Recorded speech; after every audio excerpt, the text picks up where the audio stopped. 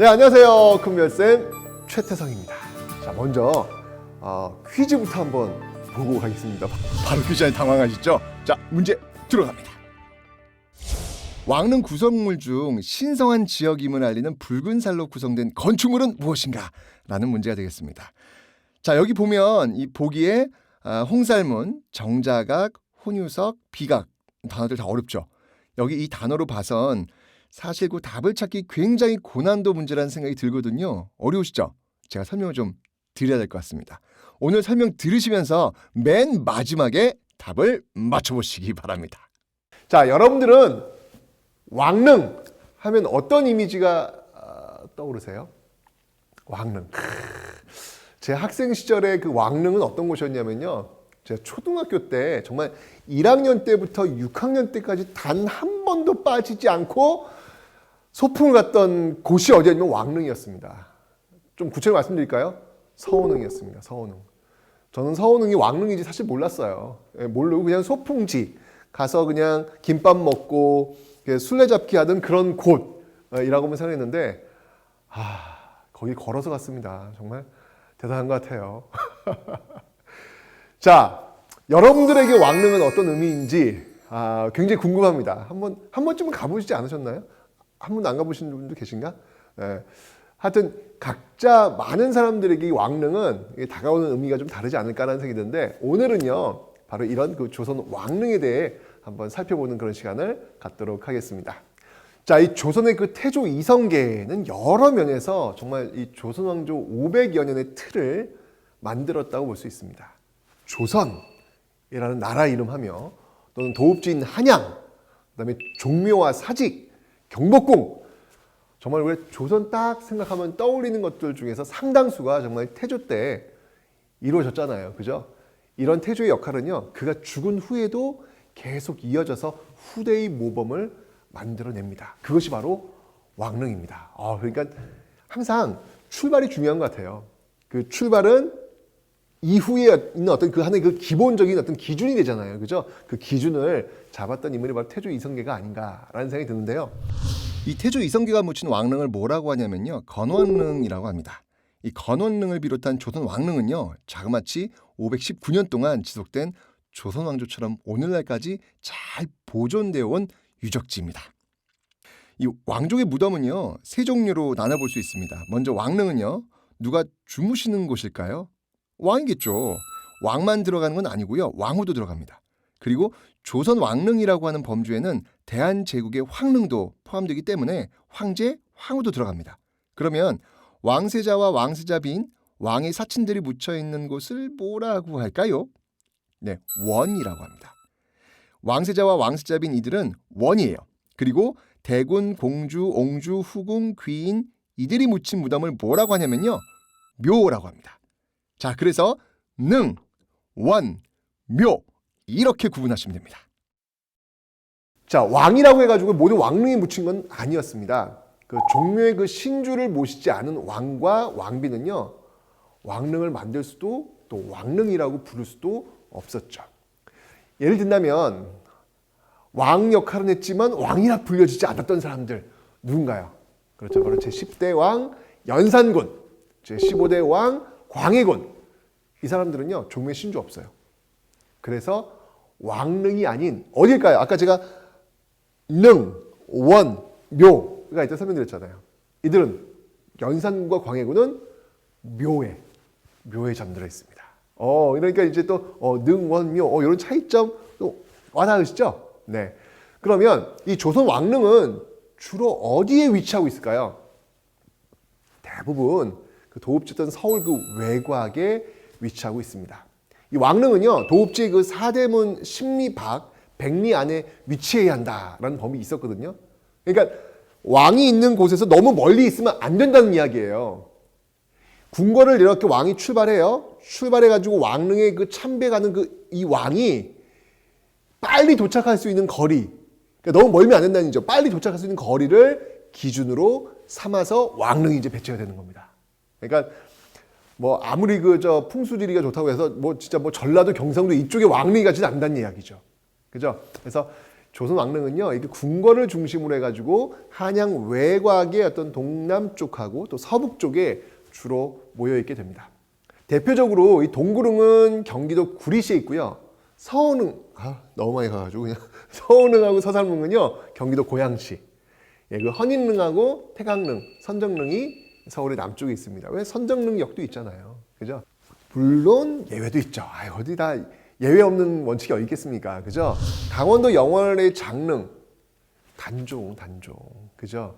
그리고 이제 개성에 있는 그 재릉과 후릉, 그리고 여주 그 영릉은요, 백리 밖에 위치하고 있습니다. 잘 아시겠지만 지난 2009년에 총 42개의 조선 왕릉 중 40개가 세계 유산으로 등재되었죠. 그 옛 고려의 그 도읍지인 개성에 있는 2개는 북쪽에 있으니까 함께 등록되지는 못했지만 어쨌건 같은 조선 왕조의 능이지요.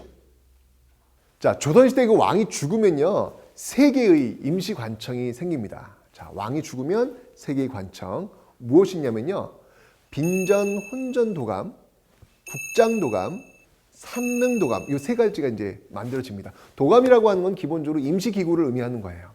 자, 먼저 이 빈전 도감이라고 하는 건요, 왕의 시신을 이렇게 싸가지고 관에 모시는 그런 일을 담당하고, 국장 도감은 말 그대로 장례식, 그 국장을 담당하는 그런 곳이죠.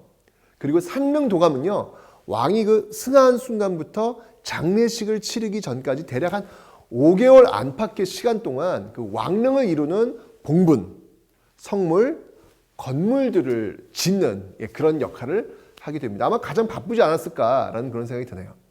이 조선 왕릉은요, 이 피라미드나 중국의 그 황제릉보다 크지는 않습니다. 보시면 좀 아담하다라는 느낌이 들 거예요. 아마 그런 피라미드나 중국의 황제릉 보다가 우리 조선 이 왕릉을 보시면요. 그래도 여러분들 이거 만드는데 그럼 금방 만들 것 같아요? 절대 그렇지 않습니다. 이 조선 왕릉 만드는데요, 적어도요, 몇 명 동원할까요? 10명이요? 이거 참, 10명, 조선 왕릉 10명 아니죠. 적어도요, 6,000명에서요, 많게는 15,000명 정도가 동원됩니다. 어마어마한 것이죠. 그죠? 이 조선 왕릉은 왕이 죽은 그 다음부터 만들게 되는데요. 다른 나라의 어떤 규모가 큰 황제릉, 중국 같은 경우 이 황제가 살아있을 때부터 정말 오랜 시간과 많은 비용을 들여가지고 크게 만드는 것과는 달리 정말 그 백성을 생각하고 또 이 자연과 함께 어우러지는 그런 어떤 그 생각들을 하면서 이 왕릉이 만들어지게 되는 것입니다. 이 조선 왕에게는요, 그 시호와 묘호와 함께 능호, 곧 왕릉의 이름이 따로 있습니다. 그러니까 왕릉의 이름만 들어도 그 무덤의 주인공이 누구야, 이렇게 알 수 있다는 이야기죠. 예를 들면 우리 아까 했죠, 건원릉 누군가요? 맨 처음에 제가 설명드렸던 인물이잖아요. 그렇죠, 바로 태조 이성계, 바로 태조의 왕릉 이름이 되는 겁니다. 이 건원릉은요, 그 경기도 구리시에 있는 그 동구릉 중 하나예요. 동구릉이라고 하는 건 뭐냐면 동쪽에 있는 9개의 능이라는 것이죠. 그 중에 하나가 바로 건원릉이 되는 것입니다. 자, 어쨌건 이 조선의 첫 번째 왕릉인 만큼 이 건원릉을 살펴보면요, 조선 왕릉의 모습을 충분히 이해하실 수 있을 겁니다. 자, 기본적으로 이 조선 왕릉은요, 밖에서 안으로 갈수록 크게 3개의 영역으로 나뉘게 됩니다. 자, 보세요. 맨 앞쪽은요, 사람의 영역입니다. 그리고 중간 부분은 그 사람과 신이 같이 움직이는 영역이에요. 그리고 쭉 들어가서 가장 안쪽에 있는 이 위쪽은요, 신이 머무는 영역입니다. 그러니까 여러분들 동구릉 그 매표소에서 이 표를 딱 끊고 들어가시면요, 제일 먼저 크고 이 넓은 붉은색 문과 만나게 됩니다. 그 크고 넓은 붉은색 문, 이제 딱 들어가다 보면 딱 이렇게 앞에 있는 거예요. 네. 자, 이 문을 뭐라고 할까요? 네, 이 문이 바로 홍살문이에요. 홍살문. 자, 이제 이 문을 딱 통과하는 그때 이제 뭘 의미하냐면, 자, 이제부터 신성한 영역에 들어가는 거야. 자, 몸 단정 잘하고 여긴 그냥 이렇게 장난치러 온 것도 아니야. 이런 것들을 보여주는 그런 어떤 상징성이 있다는 이야기죠. 특히 이제 옛사람들은요, 이 붉은색, 이 홍살문, 색깔이 붉거든요. 이 붉은색이 그 나쁜 기운을 막아준다라고 믿었는데, 게다가 붉은 색깔 칠했는데 게다가 그 위에 보니까 여러분들 화살까지 지금 이렇게 꽂혀 있잖아요. 그죠? 자, 그럼 일단 홍살문 통과해서 들어갑니다. 오른쪽으로 규모가 아주 넉넉한 집이 보이는데요. 여기가 바로 제실입니다. 이 능을 관리하던 능참봉이 생활하던 집이자 이 제향용품을 보관하고 제사를 준비하던 곳이죠. 자, 더 갑니다. 자, 이어서 이제 금천교라는 다리가 나오죠. 금천교라고 하는 것은 왕의 홀령이 머무는 신성한 공간과 속세의 공간을 구분해주는 그런 역할을 합니다. 저 다리를 건너면 드디어 신성한 공간으로 들어가는 것을 의미하는 것이겠죠. 자, 좀 더 들어가 보겠습니다. 그랬더니 다시 또 작은 홍살문 하나가 나옵니다. 자, 여기서부터는 작은 홍살문부터는 사람과 신이 함께 머무는 영역이 되겠습니다. 홍살문 오른쪽에는요, 전도를 깐 그 사각형의 공간이 있죠. 요걸 뭐라고 하냐면 판위라고 부릅니다. 이곳은 제관이 능 주인에게 제사의 시작을 알리는 장소입니다. 여기 건원릉에서는 태조한테 알리는 것이 되겠죠. 자, 홍살문 그 아래에서 쭉 이어진 길을 보면요, 왼쪽은 높고요, 오른쪽은 낮은 그 길을 볼 수 있습니다. 높은 길을 뭐라고 하냐면 향로라 부르고요, 낮은 길을 어로라고 합니다. 향로는요, 그 제사 때 쓰이는 그 향과 그 충문을 들고 가는 어떤 그런 길이 되는 것이고요. 그 향로를 쭉 따라가면 바로 상을 차리고 그 제사를 지내는 건물인 정자각이 있어요. 왜 정자각인지 아세요? 어렵잖아요. 예, 한자로 정자.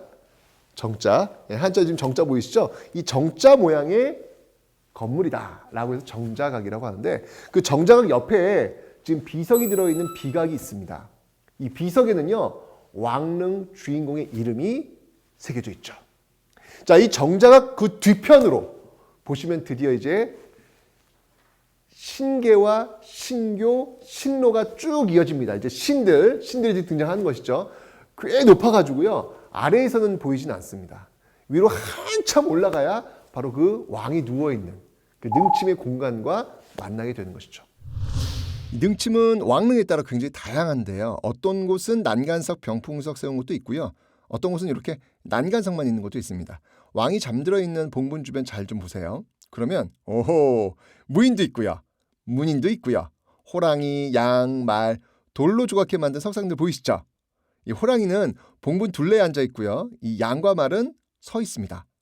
문인석과 무인석은 뭐 열을 쫙 맞추어 그렇게 서 있네요. 어때요? 경복궁 근정전 앞에 신하들이 좌우로 쫙 늘어선 모습하고 비슷하죠? 자, 그 사이 잘 보시면 능역에 이 불을 밝혀 상장리 기간 동안 능침의 위치를 알려주는 석등도 있습니다. 이 세상을 밝힌다는 의미도 있는데요, 장명등이라고 합니다. 무덤 앞에는 요게 뭘로 보이나요? 요게 넓적한 돌이 지금 이제 바둑판처럼 있잖아요. 지금 요게 뭘까요? 이게 바로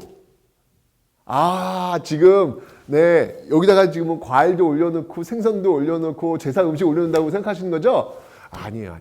이거는 혼유석이라는 겁니다. 혼유석이 뭐냐면요, 사실 그 백성들 무덤에서는 음식을 올려놓는 그 석상과 비슷한데 왕릉에선 그렇지 않아요. 이 왕릉에선 왕의 영혼이 휴식을 취하거나 놀 수 있도록 만들어 놓은 것입니다. 그러니까 이런 거죠. 그러니까 민가에서는 정자각이 따로 없기 때문에 혼유석 위에 제수를 차리고 제례를 지낸 거예요. 하지만 왕릉에서는 제례를 정자각에서 지내고 제례 지내는 동안 홀령이 정자각에 내려와 머물고 있다, 이렇게 생각한 것이죠. 정자각 뒤에 뭐 신교, 신계, 신로를 설치한 것도 이런 이유인데요. 혼유석은 평상시에 그 혼이 휴식을 취하거나 놀 수 있도록 만든 것입니다. 알겠죠? 살짝만 알면 진짜 재미있는 것들이 이렇게 많이 있습니다.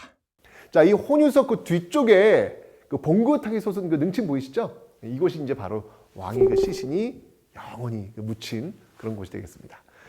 자, 이렇게 여러분들 왕릉은요, 규모는 다르지만 상징적인 의미에서 왕이 살아있을 때 생활했던 그런 궁궐을 옮겨놓은 거나 다름이 없습니다.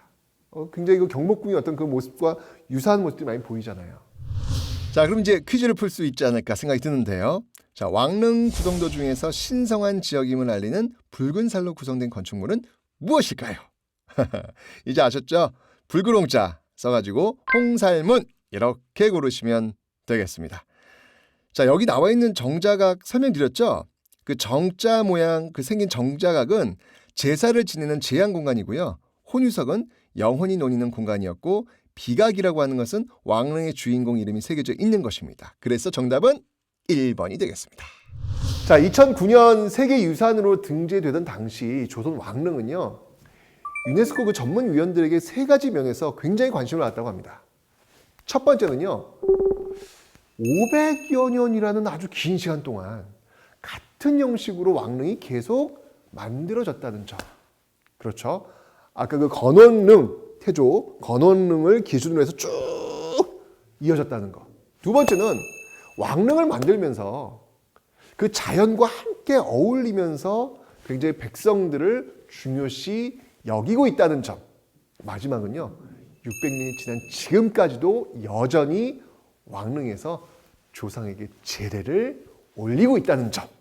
이런 것들이 유네스코 그 문화유산 그 위원들한테 굉장히 많은 관심을 받게 되었다라고 전해집니다.